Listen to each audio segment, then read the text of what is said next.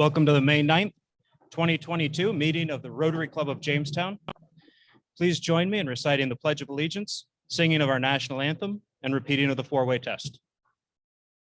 Pledge allegiance to the flag of the United States of America and to the republic for which it stands, one nation, under God, liberty and justice for all.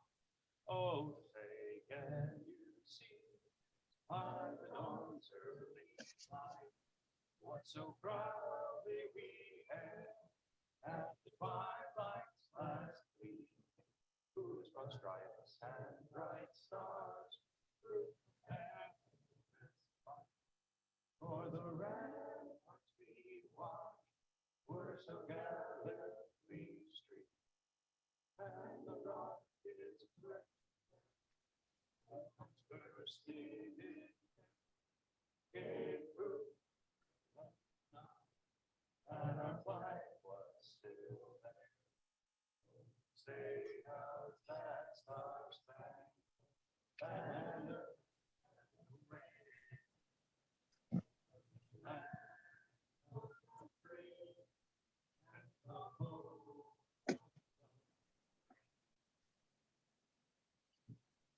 Thank you to everyone who's been taking singing lessons. That was beautiful today.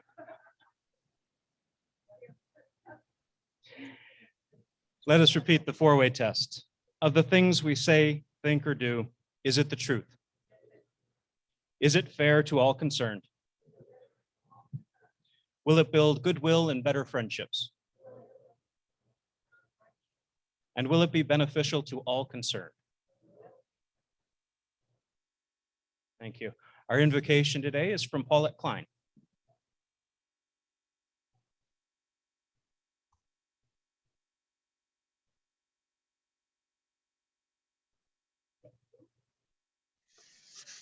Today, I bring you Chief Yellow Lark. He was a Sioux Indian chief in the late 1900s, or late 19th century, excuse me. And towards the end of his life, he spent much time translating several Sioux prayers into English. Great Spirit, whose voice I hear in the winds and whose breath gives life to the world. As I come before you, one of your many children, I am small and weak. I need your strength and wisdom. May I walk in beauty. May my eyes behold the red and purple sunset. May my hands respect what you have made, that my ears be sharp to hear your voice. Make me wise so I may know what you teach in every leaf and rock. Make me strong so I may be able to fight my greatest enemy, myself. May I ever be ready to come to you with clean hands and straight eyes, so that when life fades like a sunset, I may come to you without shame. Amen.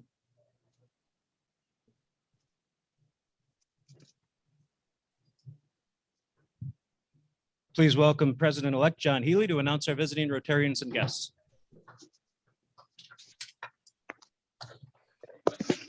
We have John Felton, guest of Diana Meckley, and I believe just turned in an application to be a prospective member. So welcome. Online, we have prospective members Gene West and Rudy Andalora, and we also have Assistant Governor Michelle Starward Woods. So welcome. Thank you, John. Our Rotarially Yours recorder today is Sue Jones, and as always, we say many thanks to you and the Communications Committee for all the work you do to keep our club informed.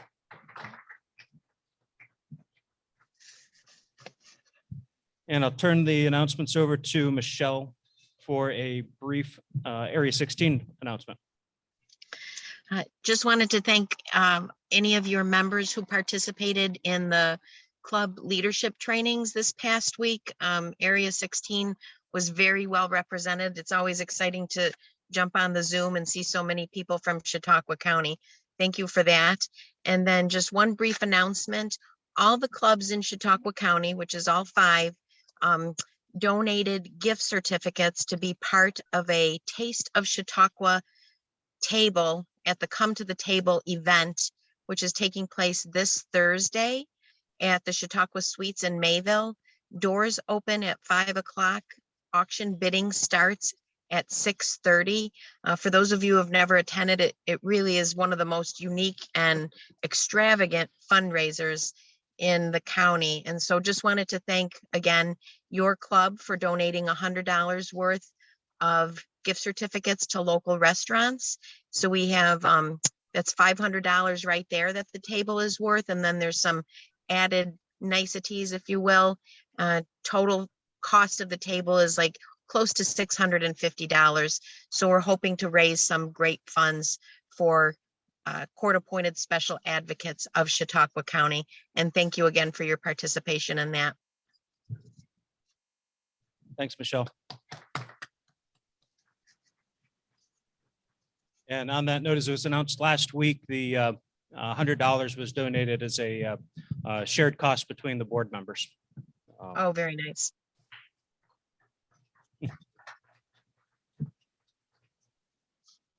And I want to personally thank Lee Magnuson, Vince Horgan, and Lynn Gruhl, who joined me on Saturday for the highway cleanup. We managed, yes. The 4 of us managed to clean up the eastbound section of the highway. However, we didn't have time to get the westbound done. So unfortunately, we're going to have to repeat. So we have an excellent opportunity for everybody to again participate this coming Saturday. We originally announced that we're going to do that at 10 o'clock. So I'm going to ask for a show of hands who would be willing to come at 10, and vice versa. I'd like to ask for who would be able to show up at 9, just to give an option out there. So if you're available this Saturday, 10 o'clock for highway cleanup, please raise your hand or stand or something. Okay, how about 9 o'clock? About the same, 6. Do we have a preference, 9 or 10? John, I know you're better at 10. Okay, we'll keep it at 10. We'll see you on Saturday. Ruth, any announcements from you?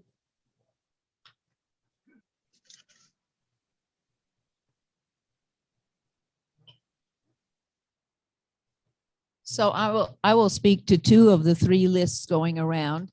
Anyone who is interested in getting the safety yellow Rotarian in Action t-shirt, there's the sign up sheet going around. Please sign up for it. It's $12. You can choose your size, men's or women's. I will be ordering them this afternoon, so we would have them in time. We might even be able to get them in time for this coming Saturday. I don't know, but definitely for the 21st. So, and the other sign up sheet that I have going around is for May 21st, the hands-on Jamestown cleanup, where we will be cleaning along the river walk.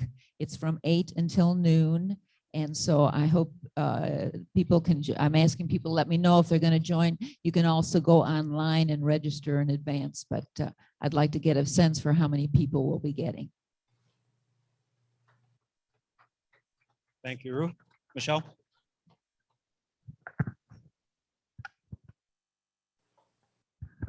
I have list number 3, which is for next Monday. We will be meeting in the afternoon or evening.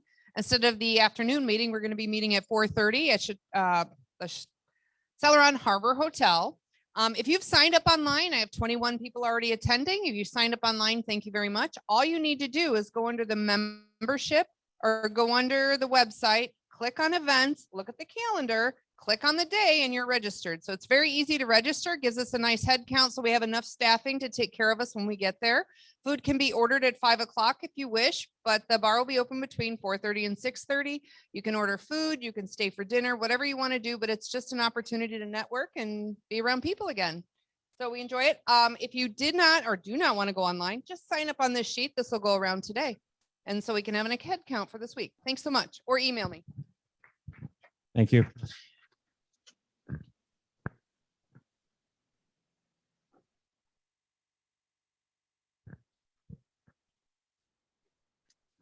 Just a quick announcement from the Literacy Committee. You probably have these flyers on your desk, on your tables. This is a great event at the Jackson Center. This is the second year it's being held there. If anybody doesn't believe there are readers in this community, you should come to this event. You will be blown away by the enthusiasm of these students between 6th and 8th grades. So we are a sponsor of the event, so it would be nice to see some of you in the audience. Thanks. Thank you. I also want to announce that in June, I believe on the 20th of June, we're going to have a club assembly.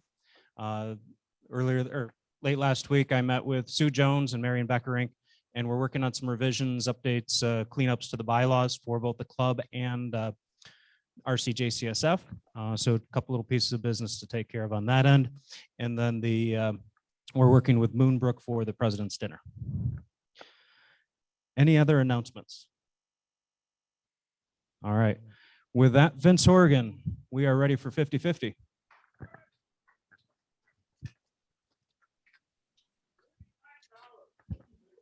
$49 to the winner.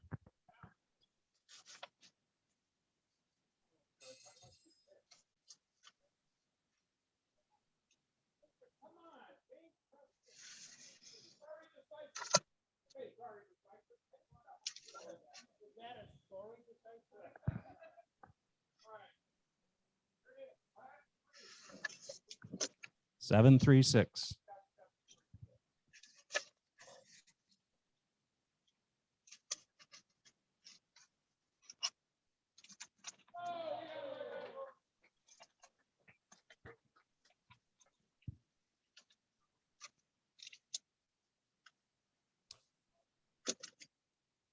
And give a warm welcome to Doug Conroe for our Sergeant at Arms. Happy sunny Monday. We're so good. So good to be here. And the weather is great, which means you haven't been doing anything to get the newspaper because you've been outside doing everything. So we're kind of at a loss here.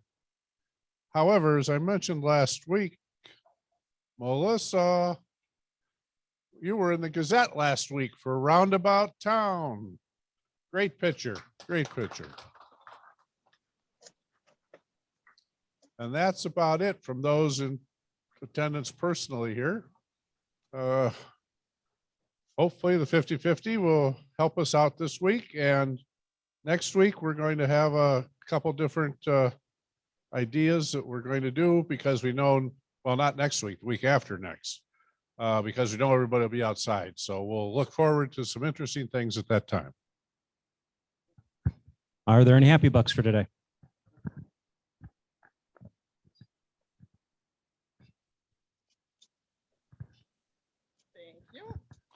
I'm going to give a happy buck because for a couple reasons. First of all, I came in and Sue Jones had just given me a big pile of beautiful books. So thank you, Sue, for the Laundromat Libraries. And secondly, Tim Edborg shared with me that he's made a personal donation to the Literacy Committee. So the Vision Committee is meeting today and we do have a project in mind. So thank you very much. And Kathy's shaking her head, so I hope I didn't do anything wrong. Oh, well, you know what? We won't worry about it. It's for Rotary's good work. So we're very happy however it's used. But thank you.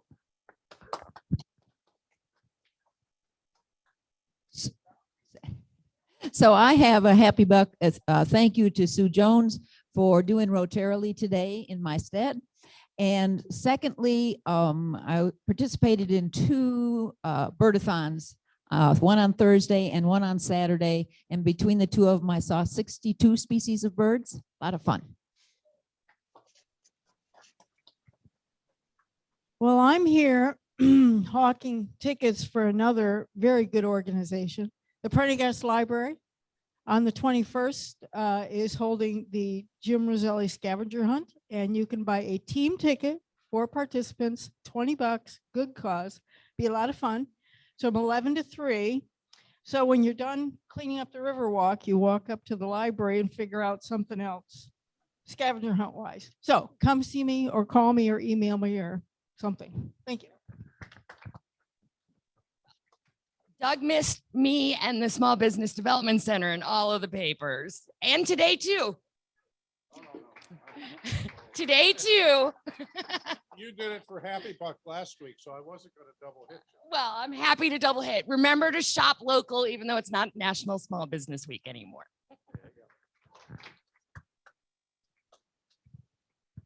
I'm giving a happy buck because of a big event coming up, and Greg Peterson is in charge of the Jackson Center. And a week from this coming Sunday, there's going to be a book launch for Walter and Kay's efforts in regard to The Last Counter Spy.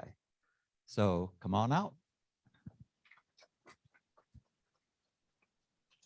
want to put in 5. I'm here physically now. I want to thank Kevin for the Zoom opportunity, though. It really allows you to stay connected when you're outside of the area, but there's nothing like being here and seeing all of you. And I'm just happy to be back. Got a chance to see a lot of cars in Florida. I got a chance to see grandchildren, and guess what? The sun shines all the time.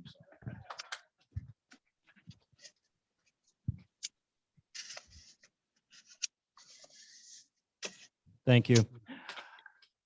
Randy, it's nice to see you back. It's my pleasure to welcome Becky Robbins from the program committee to introduce our speakers for today.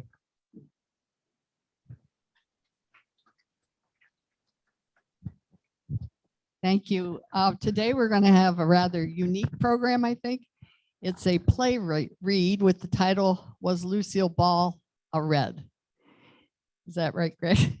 All right. We normally hear from Greg about once a year since he's involved in so many local groups.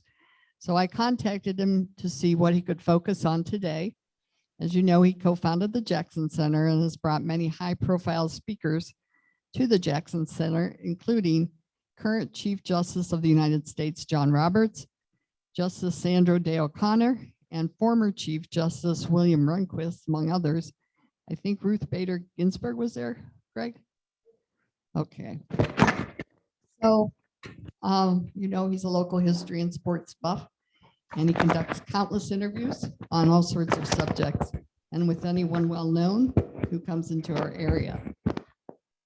So Greg has been a partner at Phillips Lytle for 38 years and is listed in upstate New York super lawyers, the best lawyers in America and America's leading lawyers in business. Greg is a graduate of Allegheny College and Penn State Dickinson Law. We're pleased to have with Greg today the Honorable Grace Hanlon, who is our only resident Chautauqua County Supreme Court judge at this time for the 8th Judicial District Supreme Court bench. Judge Hanlon has practiced law for 31 years. She's a former first assistant Chautauqua County District Attorney and previously worked as an assistant public defender. She was confidential law clerk to Chautauqua County Court Judge David Foley. Judge Hanlon practiced with Rotarian Mary Schiller at the firm of Pheasant and Lammer and D'Angelo. She's a recipient of an Outstanding Woman in Law Award by the 8th Judicial District Gender and Racial Fairness Committee and is supported by Stonewall Democrats. She was appointed in 2018 to the Richard C. Fela, is that how you pronounce it? LGBTQ Commission. She's a SUNY at Buffalo graduate with her law degree from Pace Law School. I'm not exactly sure what Greg has convinced Judge Hanlon to do for us today, so let's get started. Thank you, thank you. And yes, thank you, Becky. And I don't, you can check the sound. Oh, yeah, open, shut it and then put it back on. Open the door there. Watch this, I gotta, it's doing dark. Story of my life. There we go. Okay, Becky called, said, Greg, would you like to speak? It's been a while. And I said, any subject. That was a mistake because we could be talking about tarp skunks. You have a schedule on your table. Just pay a lot of attention to it because otherwise David Troxel and Randy Sweeney will be on top of you. And thank you, by the way, for sponsoring a night. We are, and then we get to be talking about the Jackson Center. We could, but we're not. Some of you, how many people saw the movie Being the Ricardos? Being the Ricardos on our, of course, native Lucille Ball. I watched it, and as I was watching it, part of the story dealt with the issue of whether Lucille Ball was a communist. Was a communist. So that grabbed my attention. At that same time, I was interviewing at the Jackson Center Kathleen Brady. Kathleen Brady had written a book entitled Lucy, the Lucille Ball story in 1994. And prepping for the interview, I read the book. Always a good thing to do. And by the way, I highly recommend you get and read the book that Walt put up that we'll be talking about a week from now.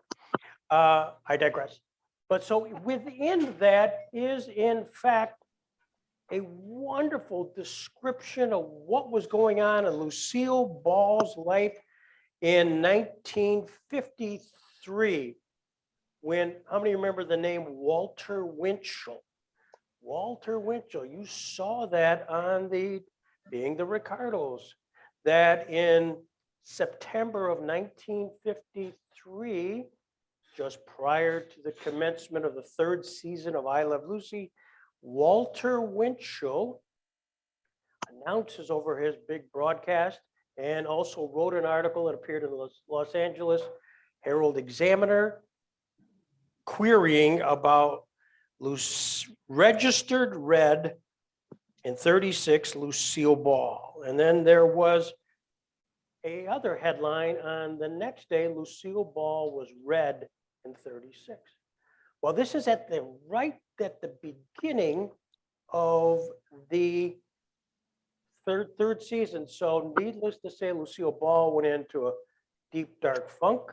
Desi Arnaz, you saw the movie, and it was true. The facts that showed out there were true, which ultimately led to Desi Arnaz on the evening of the first performance on October 12th, 1953, live audience, gets up and talks about his wife and talks about how much he loves her and that they both hate communism because it was communism that kicked him out of the country in Cuba, and that she's not a red. And the only thing that's red about Lucille Ball is her hair, and that's not true either. So, and he announced at that time, hence the program idea, that he would be disclosing the next day the transcript of the interview of September 4th, 1953, a month earlier, which Lucille Ball was asked to meet William Wheeler on the House Un-American Activities in Hollywood to go through a line of questioning. So I thought it would be based on the movie, based on the interest of Lucille Ball in our area, based on facts, that Judge Hanlon, and you got to know Judge Hanlon is a big deal. She's the first female Supreme Court justice in Chautauqua County ever. So in our world, she's our Sandra Day O'Connor. And so I'm thrilled that she had a sense of humor, received my call, and to play Lucille Ball. So what we're doing here is a play read. And this is being filmed for posterity.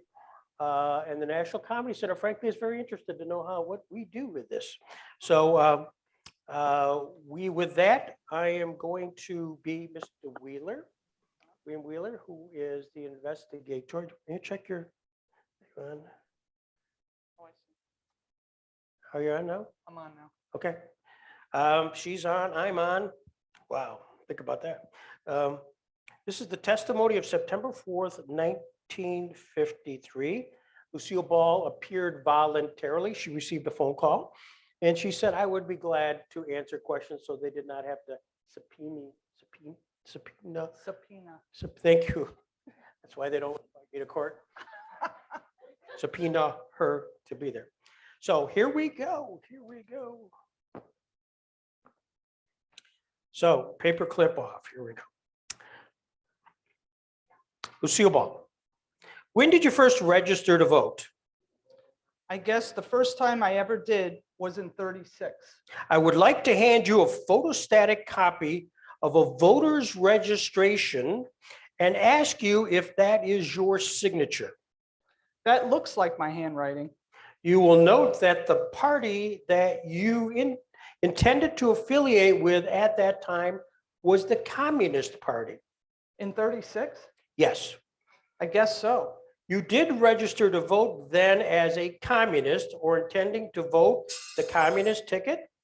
Yes. Would you go into detail and explain the background, the reason you voted or registered to vote as a communist or a person who intended to affiliate with the Communist Party? It was my grandfather, Fred C. Hunt. He just wanted us to, and we just did something to please him. I didn't intend to vote that way. As I recall, I didn't. My grandfather started years ago. He was a socialist, as long as I can remember. He is the only father we ever knew, my grandfather. My father died when I was tiny, before my brother was born. He was my brother's only father. All through his life, he had been a socialist, as far back as Eugene V. Debs, and he was in sympathy with the working man as long as I have known, and he took the daily worker. It never meant much to us because he was so radical on the subject that he pressed his point a little too much. Actually, probably during our childhood, because he finally got over our heads and we didn't do anything but consider it a nuisance. But his dad, and he got into his 70s, and it became so vital to him that the world must be right 24 hours a day, all over it.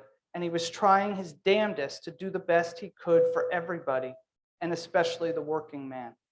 That is, from the garbage man, the maid in the kitchen, the studio worker, the factory worker. He never lost a chance to do what he considered bettering their positions.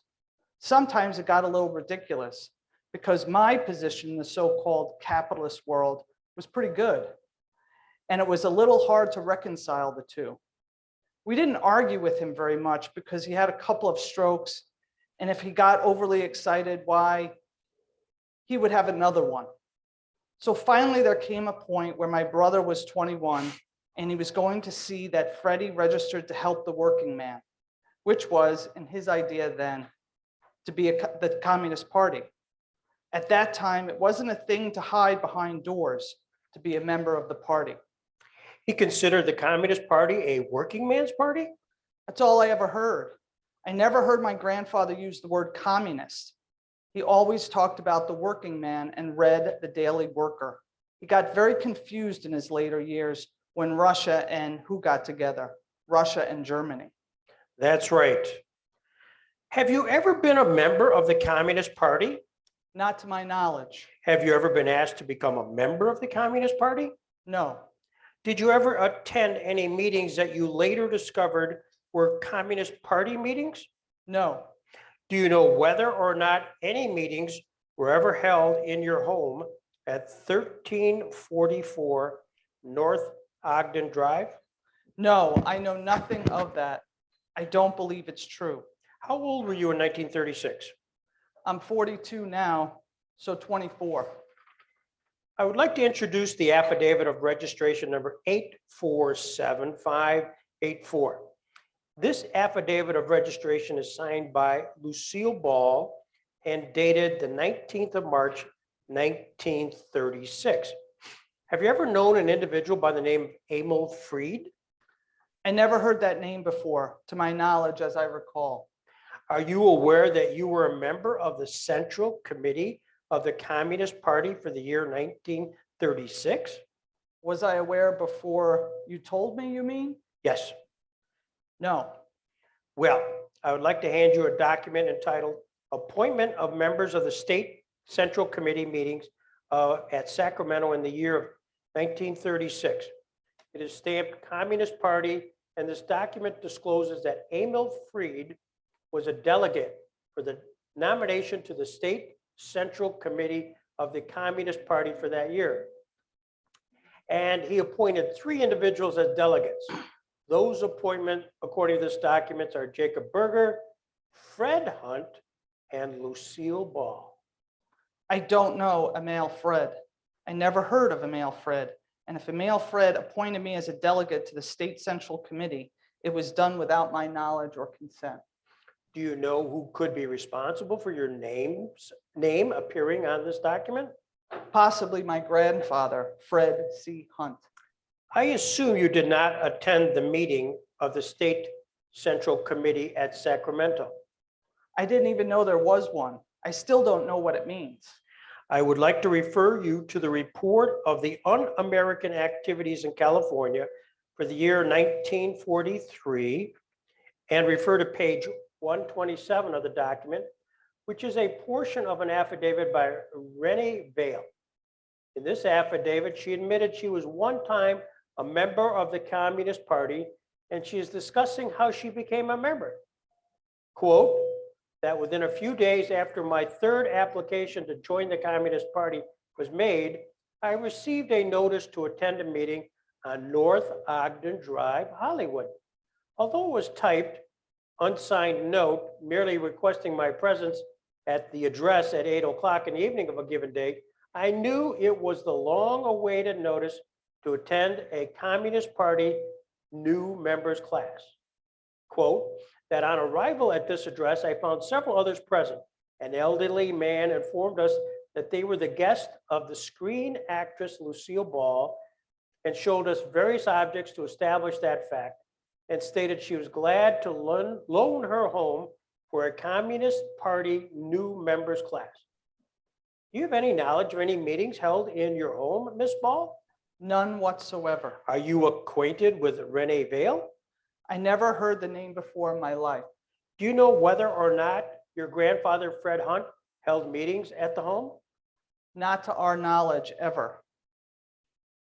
I also have a photostatic copy of an affidavit of registration for the year 1936 for Mrs. Desiree E. Ball, and it discloses that she also registered to vote as a person who intended to affiliate with the Communist Party on the 12th day of June, 1936. What relation is Desiree Ball to you? My mother. Do you know whether or not she was ever a member of the Communist Party? Not to my knowledge. I have a second photostat here, a voter's registration signed by Fred Hunt, who also intended to affiliate with the Communist Party. Fred C. Hunt? Fred C. Hunt, rather. This document is dated the 12th day of June, 1936, and also shows he changed the vote to Democrat on November 18th, 1940. The affidavit of registration discloses you voted in the primary for the year 1938.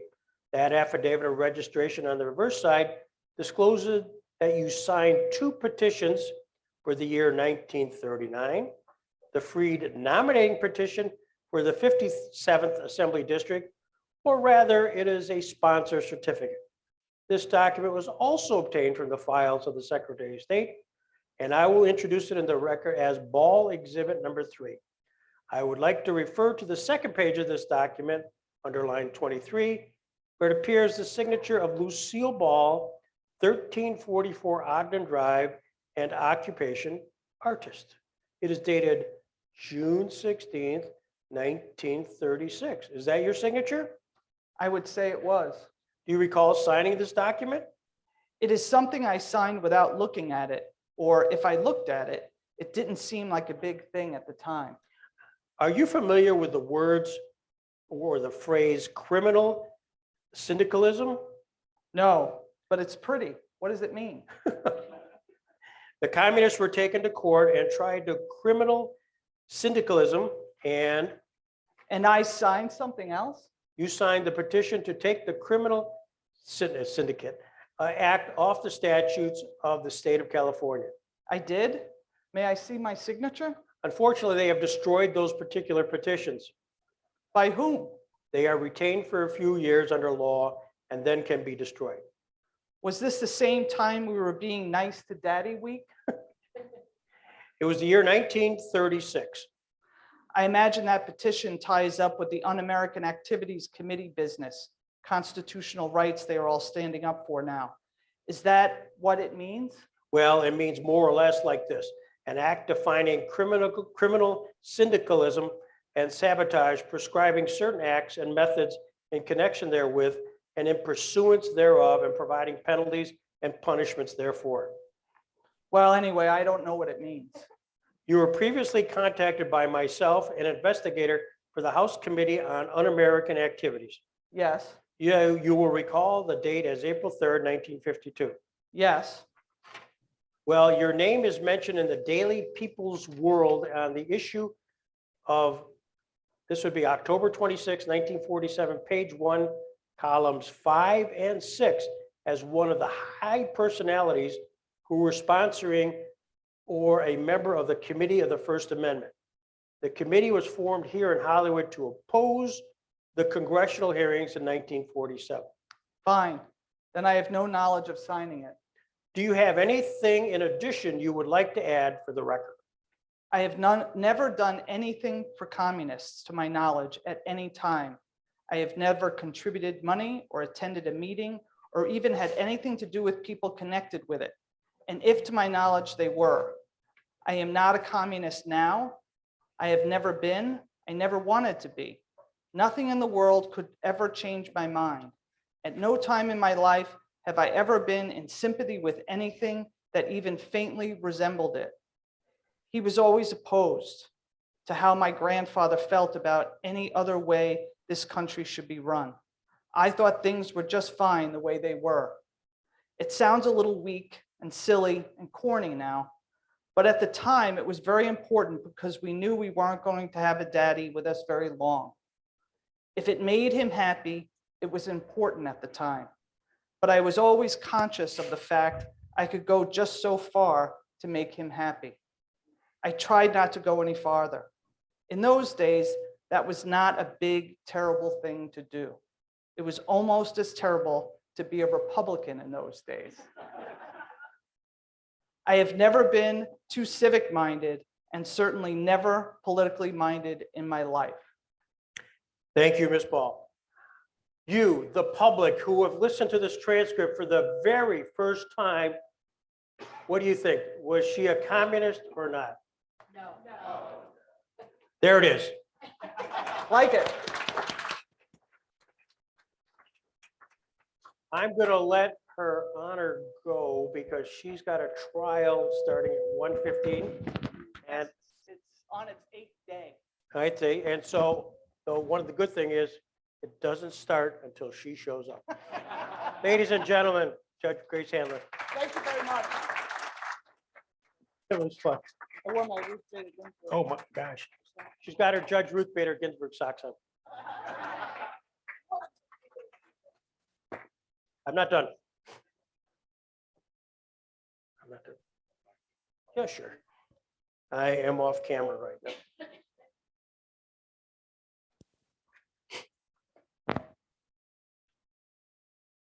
A postscript. Since I do have time, do I, Kevin? Okay. Just do this because remember, I'm a lawyer. One of the fun things we've recently did at the Robert Jackson Center was we had a play read, much longer and all dressed up, on the trial of Al Capone. Cool. Cool. And the author of that particular continuing education program was Scott Soroka, who was the Deputy United States Attorney for the Western District, who's the #2 person here. And he had brought along his boss, Trini Ross, who was the first female United States Attorney from the Western District. So she was here just a few weeks.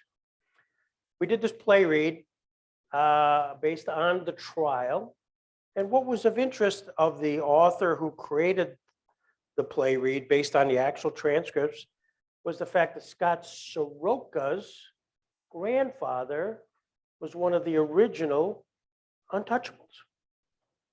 You may not know that Elliot Ness was from Chicago area and was created there and was designed to create this group, and he wanted people to assist him, and he went out and actively solicited people that would not be subject to bribe, which of course was Al Capone's stock and trade. So one of those was Scott Soroka's grandfather, who now is the deputy U.S. attorney and is a friend. So he did this and we did this. Now, the other side of that story, and that's fun, it's on YouTube in case you're interested, is the fact that, as we know, the Untouchables, for some of you remember that television program, Robert Stack, was produced by, quick question, who produced, you can't answer, who produced it? Desilu Productions. Now, Desilu Productions, of course, was Desi Arnaz and Lucille Ball. And the fact of the matter is, we had recently Gary Hahn. I invited him to join us today, but Gary Hahn is a noteworthy scholar, worth inviting him at some point if you need somebody to talk about the history of Desilu. But really, Desilu was one of their first big hits, was in fact The Untouchables. A great deal of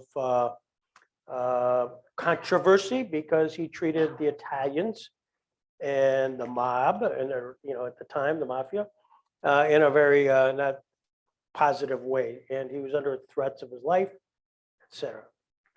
But the Desilu Productions came shortly after the creation of that, the I Love Lucy series, which of course they owned, and Desi Arnaz, Lucille Ball, 3 cameras, the whole 9 yards, a whole story unto itself.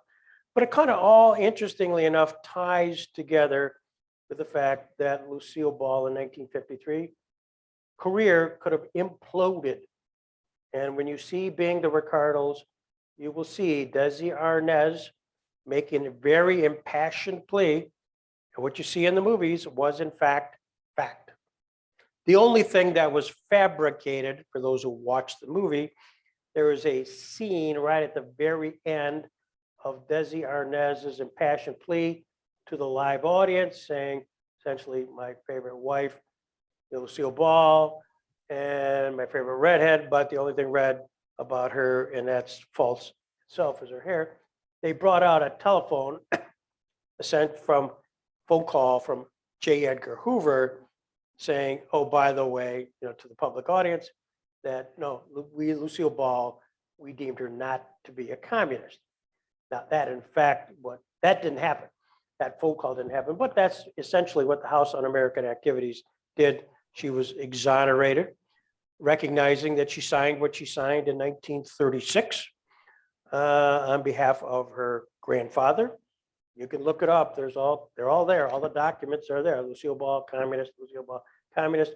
Walter Winchell made a saying that all he really said was, hey, she was investigated. She was under subpoenaed, not subpoenaed, but she was under testimony as a red. That was the headline, and all hell broke loose. I could go on, but let me conclude before Kevin does this. Fred Hunt.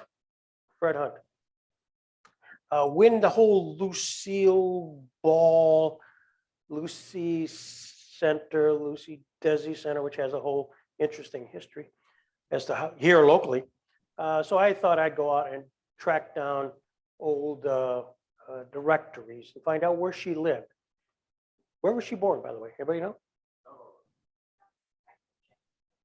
Jamestown, Stewart Street. And that's where she was born in Jamestown Hospital, then moved to Celeron. Her dad did die early on, and she went to move in with Fred Hunt. And Fred Hunt did, in fact, become her surrogate's dad.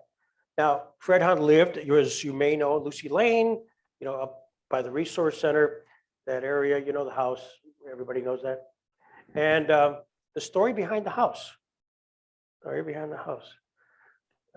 the fact that Fred Hunt had bought a BB gun.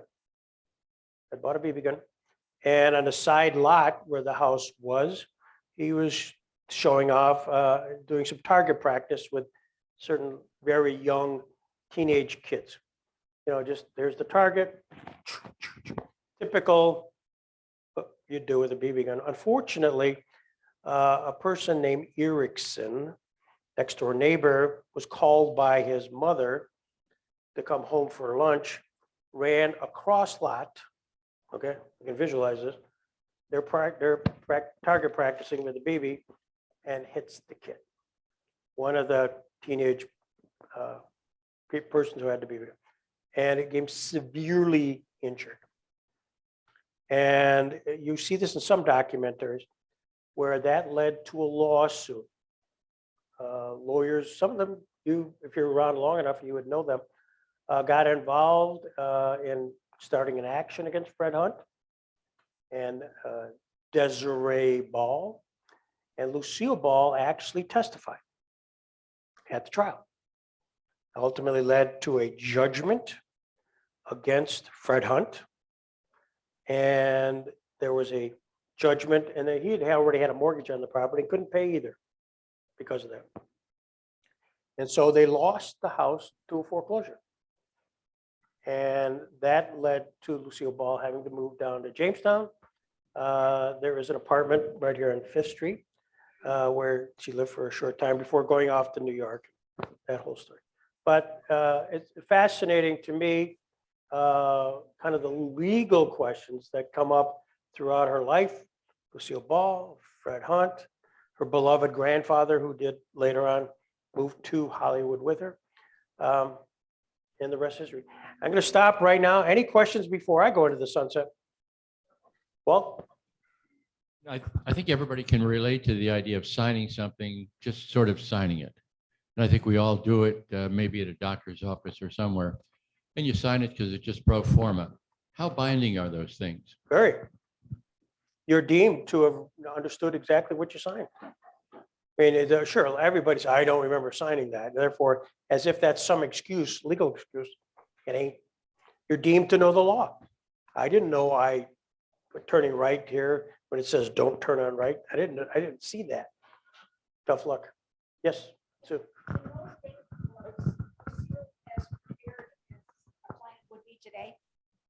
Was Lucy prepared by her attorneys? You know, that's a really good question. Clearly I don't know if she's prepared, but she had access to, because this is 1953 when she went before the House Un-American Activities Committee. So she was a star, big, huge CBS star. Whether, I'm not sure she told CBS, but she would have had access to her own attorneys. So I think the answer is yes. I don't know, but good question. I don't think she would just wing it. I mean,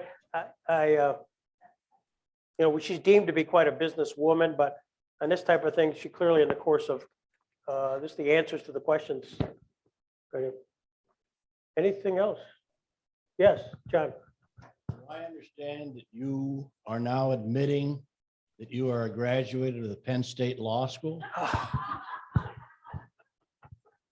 You know, if you drive, I just drove through State College, and however I answer this, it's probably cost me a happy buck to go through Happy Valley. But yeah, by default, I'm a graduate of the Dickinson School of Law, which Penn State merged with. So we are Penn State. I can do that. So yeah, John, if you're happy, I'm part of you. Does that? Trust me, they know where I am. I get more literature from State College, but no free tickets. Thanks for the leading question. Anything else? I applaud, by the way, applaud Rotary for doing the tarp skunks. I got to throw that in. You got the schedules. I think Russ Dietrich probably handed out those blue cards at some other point. And if you have any questions, I got Sweeney and Troxel and Dietrich. on top. But look at that hat. By the way, there is a baseball card, David. Hopefully you picked it up at the Sports Hall of Fame. So David Troxel, he's the best. You know, he's out there supposedly doing, I know. At least he told me Troxel, end with Troxel. He's over there and in the Far East. He sends me a picture. He does the Lord's work, not only for Rotary, but for the Tarp Skunks. There's a guy with a cricket bat, and a Tarp Skunks hat. So there is now out there a baseball card of that heretofore unknown person, the prospect. He's a prospect in our league. And so if you see somebody come up to bat with a cricket bat, it'll be David Troxel's prospect. With that, thank you very much.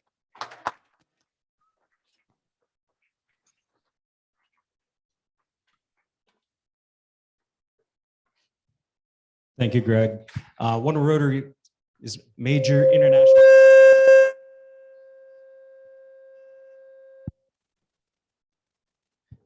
One of Rotary's major international programs is the eradication of polio in the world. We are down to just 2 countries in the world where polio exists. In honor and thanks for your presentation to our club today, we will make a donation in your name that will vaccinate 4 children who will never experience polio in their life.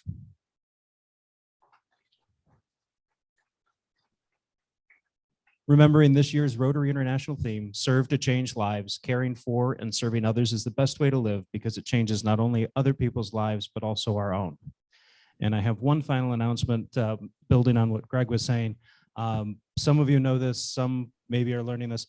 Our club, in conjunction with Faulkner and Jamestown AM, are sponsoring the July 9th evening game at the Tarp Skunks. We are buying out the stadium, and we're going to have 3,000 tickets available to share with the community. We will have an opportunity to showcase Rotary clubs in Jamestown and connect with the community a little bit closer.